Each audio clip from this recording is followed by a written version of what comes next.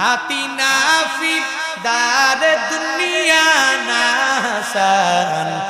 आतिना फी दार उक़बा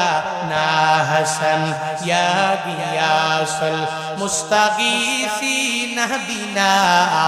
नफ़दिकार बिल उलूम वल गिना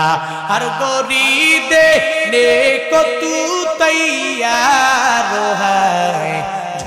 न मंगे उस तू बेजारो है ওই মায়ের থেকে দোয়া নিয়ে চলো